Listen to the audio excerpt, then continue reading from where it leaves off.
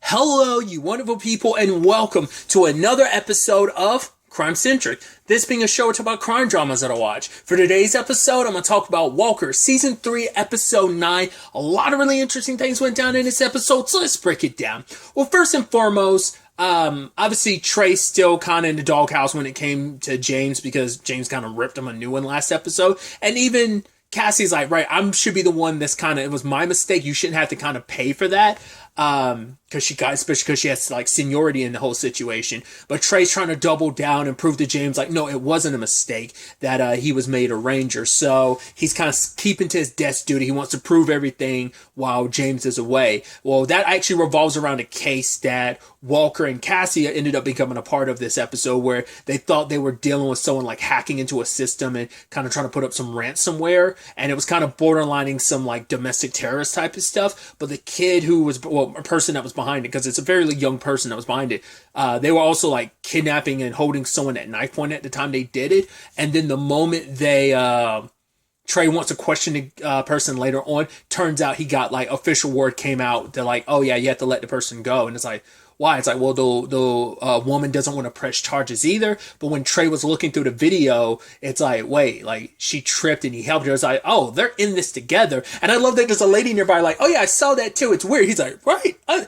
was like, that was so random in the episode. So I'm like, are we going to find out that background person is going to be someone more prevalent going forward? Because I'm like, that was so random. It was like a one-off scene. I'm like, that's so random that, like, cause like the way the camera was, like she's in the background kind of looking a little blurred, and then she turns to look at Trey's computer and stuff like that, and then they talk a little bit. I'm like, wait, is that going to become a thing or something? Like, I just thought that was so interesting.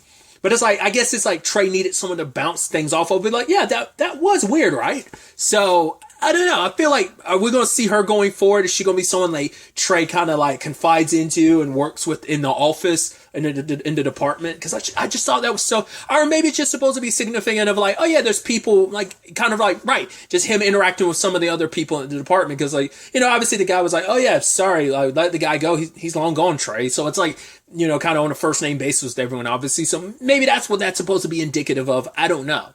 I just thought that was so interesting. I'm spending so much time on it, but I was like, I thought that was going to be a bigger part of the episode. So like, no, it's like a 1 minute scene, and then it's just like, no, we never circle back to that. So like I said, maybe that's something they're setting up for the future.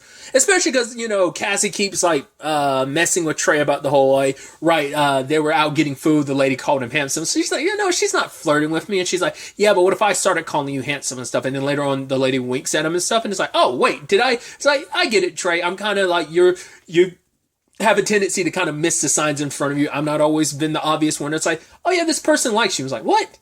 No, they don't. I mean, to be fair, that's a lot of self-deprecating like issues on my part with having no self-confidence. Like, what? Someone likes me? That's impossible. It's like, no, I truly believe like there's no way someone actually likes me. So it's but obviously in Trey's case, it's just like, oh, he's got blinders on. Once again, I still kind of go like, it almost feels like they're still going to try and set up the whole, like, because I thought they were going to go for the Cassie and Trey thing, which still could be the thing, but it's like her and Kevin are good, which we'll talk about that later, so maybe not. I don't know. Like, that's why I was almost wondering, like, the lady from work, is that going to become a thing? Like, I'm reading way too much into, because I was just like, that scene is just so interesting, because I'm like, like, the fact is that she commented on it, he's like, yeah, that was like a whole scene, and I'm like, where's that going to go? If it goes anywhere, we'll see. Like, we'll see whether it ends up becoming a bigger like plot point or point in the story or not. But either way, you find out that they kind of had a bigger plan. They weren't taking stuff off the network. They were putting it like kind of like they were putting a virus in there, and it started affecting like ATMs, and it was like spewing out money. It was kind of like a more domestic terrorist thing of kind of almost like making a point of like, yeah, look at all these people at the credit union. We're giving the money back to the people, because this person was kind of like an amateur hacktivist type of thing, and this was kind of their point. And Walker understands that, but then he says like, yeah, but you do realize the ramifications. Like, you did that, and now those people, for one, they're fighting, and now people are getting hurt because you did that. You set that up, because now it's like, yo, there's a whole bunch of money flying out of these ATMs, and people are like fighting over it. So any harm that comes about it, like you're kind of riling people up by doing that. But he also brought up the fact is stealing. There's no slicing it. It's like the law is, I mean, because I think it also depends on how adamant like the state or like maybe the locals want to go about it. But I do believe that I want to say there was a story about that where it was like, wasn't there like an issue where like an armored truck busted open and like money flew out and like people on the highway like grabbed it up, but then it was like no, you need to return that money or we're going to charge you type of thing, which I feel like that was something like from a few years ago. Maybe it wasn't even an armored truck. I feel like it was, but I remember like some people getting some money, and I think legally speaking, it is what Walker's saying, like, you can be legally charged with stealing. It's like, yeah, even if it was like stolen in the process, or in this case, like the ATM is flying towards you with all this, I mean, like that, like the ATM's flying towards you. It's shooting money towards you is what I'm trying to say. Because I think the same thing would be applicable if like, oh, you try to get $100 out of the ATM and then it gives you $1,000. You're supposed to let people know that there was a clerical error like that, because I think, oh God, I think legally you can be held responsible for that if they find out. Plus, Walker was like, yeah, there are cameras there, so every single person that picked up some money, you better be giving it back, because we got your faces on the camera. We're going to track you down, and then it's going to be an issue. I think as long as you put the money down and we don't have to go through the hassle, but you take that money, you walk away, we got a problem. So I don't know if it's a thing of you could give it back later and there won't be any issue. I don't know. But that's the legality of that. You're just like, oh, come on, dude. Like a situation happened and money's raining down from the sky, and you line your pockets with it and people are able to find you later on. You're going to get prosecuted for it. It's like, that's kind of super jacked up. But nevertheless, so luckily they were able to resolve that situation. Walker was able to kind of talk the person behind it down, just be like, yeah, stop that, because I get what you're trying to do, but your way of handling it isn't the best. You're actually going to cause more issues and more problem for these people later down the road if you continue down this path. So that ended up being kind of like the crime they were investigating this episode. Another avenue to this episode is everything with what is it? I believe, wasn't it like, wasn't it Walker, Trey, and Cassie that were going to get honored, but Trey didn't show up because he's just like, I'd rather focus on like the work or whatever. Or maybe it's just like, I think she was inviting him out for food before the thing or whatever. But either way, he was going to chill back, and her and Walker go. And I love that she's like, right, I need you to ask about these medal things. And she was severely serious about it, because she's like, are we going to get medals? I get it. Like, you want something like nice and shiny to be like, yeah, something official, like a medal to be like, yeah. But like, I love that, like, while they're having the dinner or whatever, while Cassie's hitting Walker and he's looking at her like, really, do you want me? Hey, Kevin, is there going to be medals? And it's like, well, it's going to be something much greater than that or something. So it's like, no medals. But what was interesting, though, is that Walker and they ended up running into Julia. I was like, Julia? Who's Julia? It's like, oh, Julia as in the reporter that was captured she was captured before them, but yeah, before Walker was. And they're kind of awkward around each other. And the problem is Kevin's kind of prepping them, because he's like, yeah, the mayor's going to probably ask some questions. So if you're comfortable... And it gets in that complicated space, because like Walker's trying to be helpful to Julia, because it's like, oh, like what was the reception to your article? And she's kind of like hesitating, and he's like, oh no, the article was great, I read it. She's like, no, I got this. It was fine. My editor thought it was fine, and just like the reception was fine. And she just kind of like boom, like quickly answered it, just because, just like it's still tough for Walker. It's just as tough for just as tough for Julia. And actually, they actually had a nice moment to talk, because he says he hasn't actually spoken to her since she reached out about the article.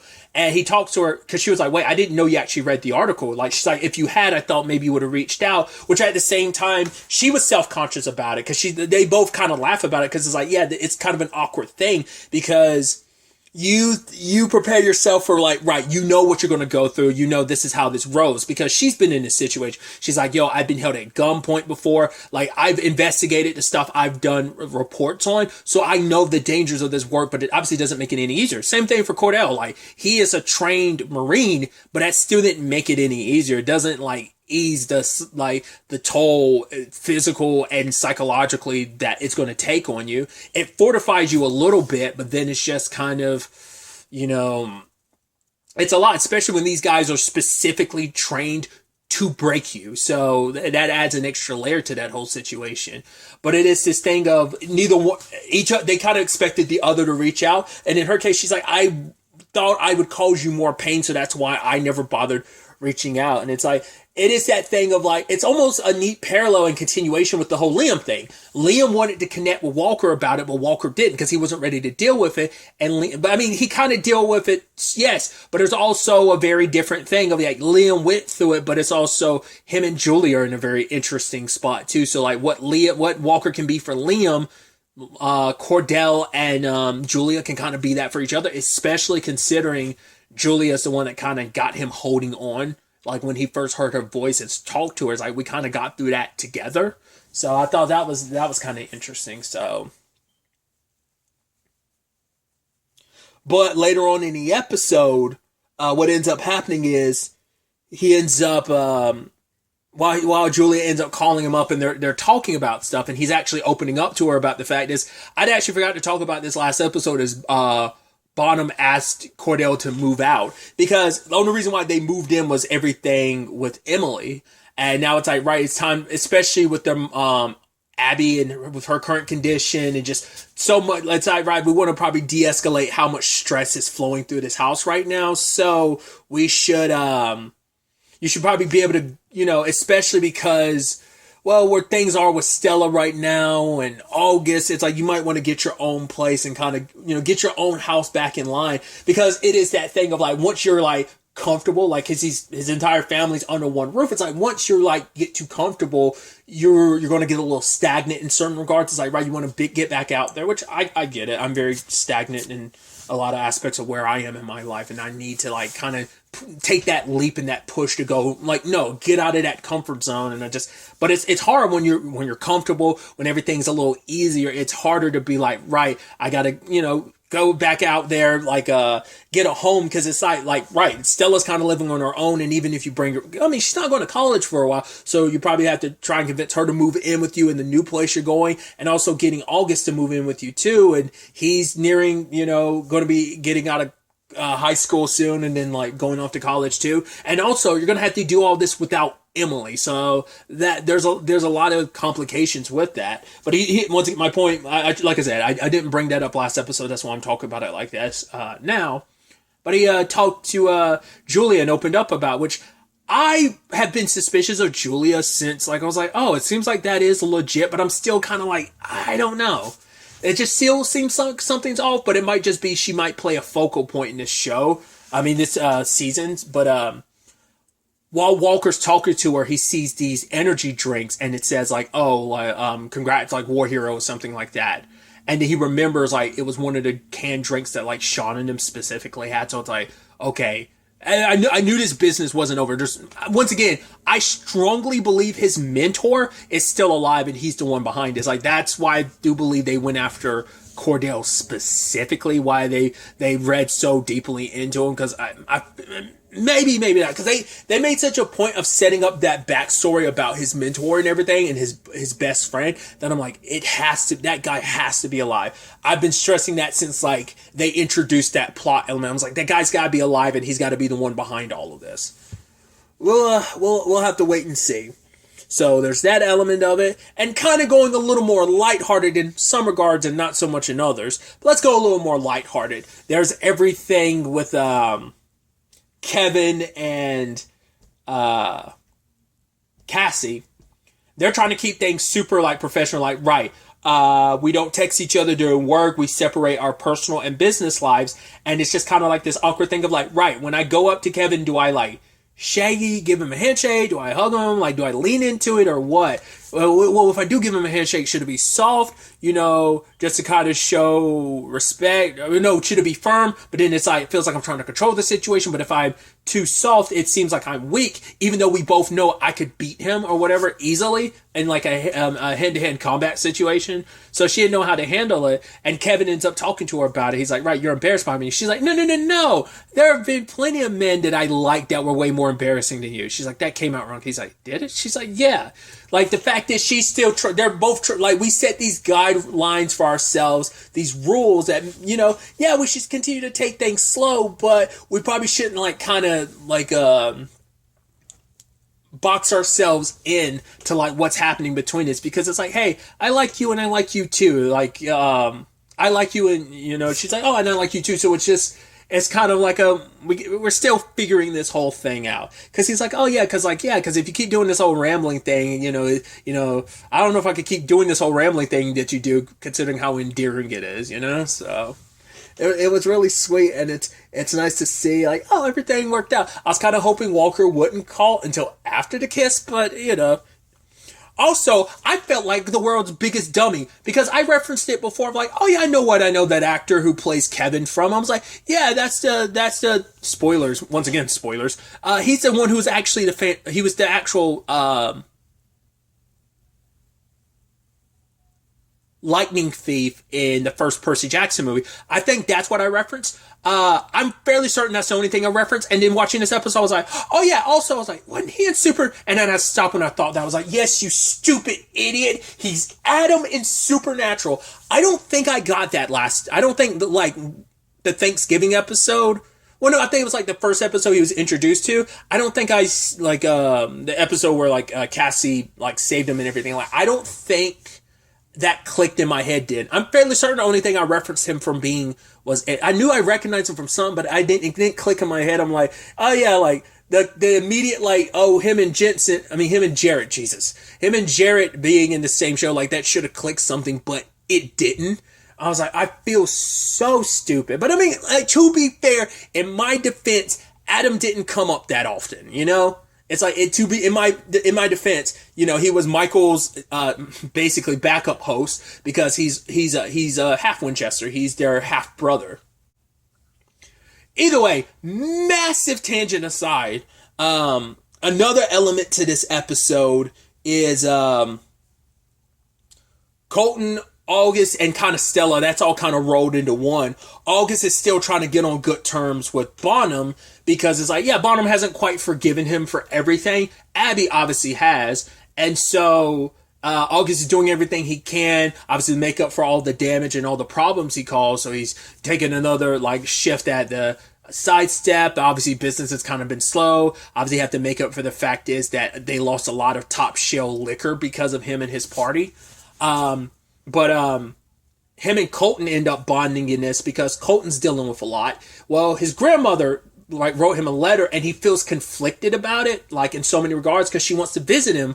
She wants him to visit, but it's like, yeah, that's still my grandma, but it's like, yeah, she did everything that she did. It's just a constant reminder of not only all the terrible stuff she did, but also the terrible stuff she did that, and she put the Walker family through. That's, the Walkers have been dealing with stuff because of Gail for decades. So that's she's always kind of been a little bit of a shadow over them. So that's, especially because of the whole Marv situation. So that's why I'm like, it's always been a cloud above that family's head. And even Colton's like, I don't even know who to talk to. My parents are away. And even then, it's like, grandma's always been a complicated subject for him to talk to his mom about.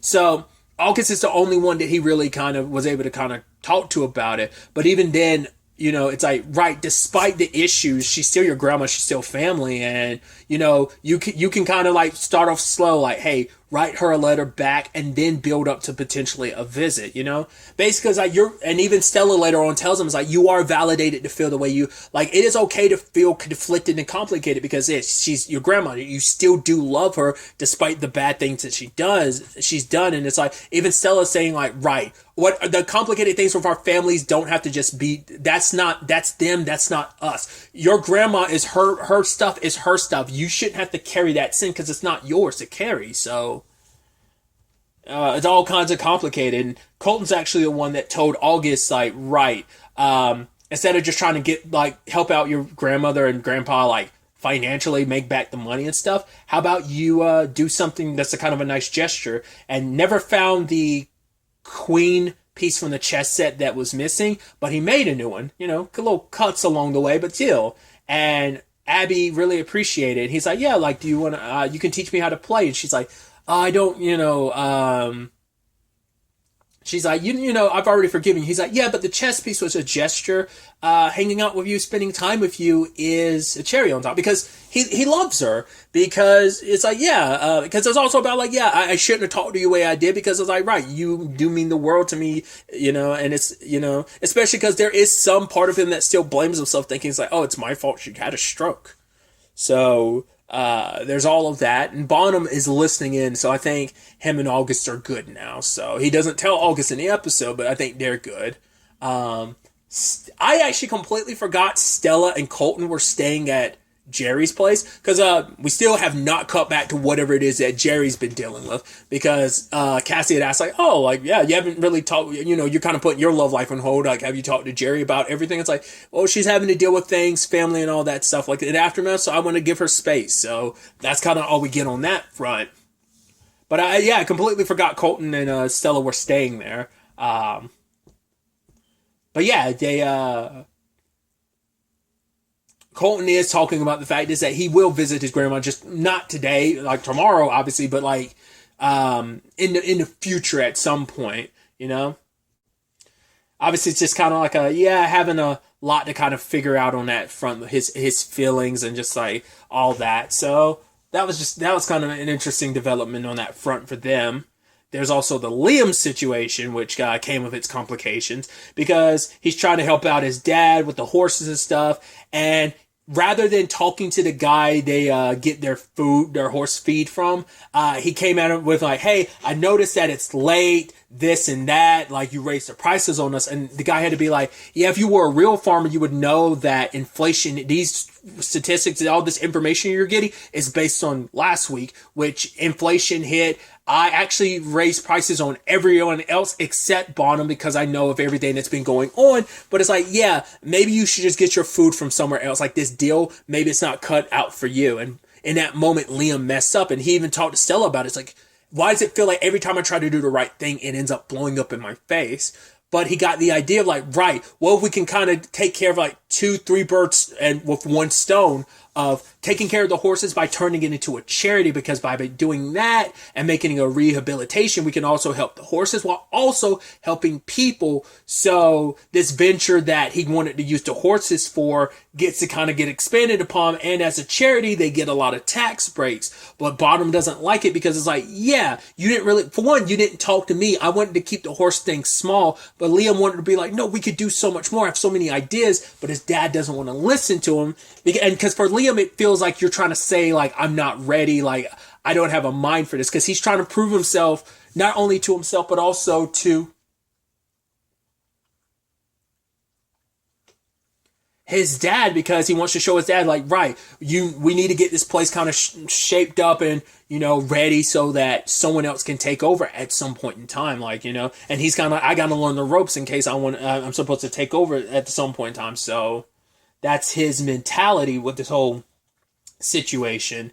But Bonham obviously did not respond well to this, because it's like, right, because there's so many other other factors. It's like, right, you have the horses are on the Davidsons' property. So did you talk to Dan or Denise? He's like, I talked to Colton. It's like, Colton's 18. You should have talked to his parents because they're just as involved. Plus, there's other things too, because now we're going to have the IRS up in our business the moment you make it a charity. So it was just like, he was going down the list of just everything Liam did wrong. He's like, why can't you just be happy for him? He's like, I am, son, but you just didn't think this through, essentially. He's just like, and then he says the lines he shouldn't have. He went a step too far, like always, and just said, stay in your, like, you should just know your place. And that upset Liam, because he's like, for him, it's like, this is something I'm good at. Like, me taking all that I'm good at and using it and applying it towards something I want to do. Because he's kind of been feeling a little lost about what direction he wanted to go.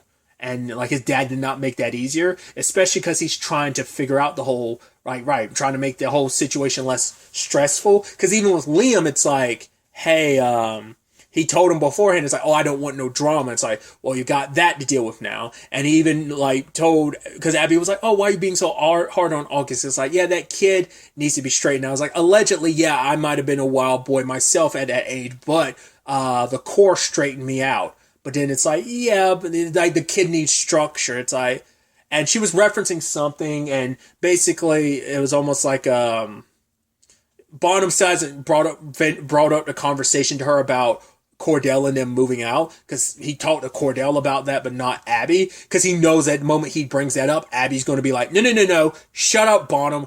Don't tell my baby to move away with the kids. Like, I don't care if it's just down the street. They're staying here. This is their home, too. So that's going to be a whole conversation, too, and Bonham knows that, so that's why he hasn't brought it up to Abby yet, why he's super reluctant to, so.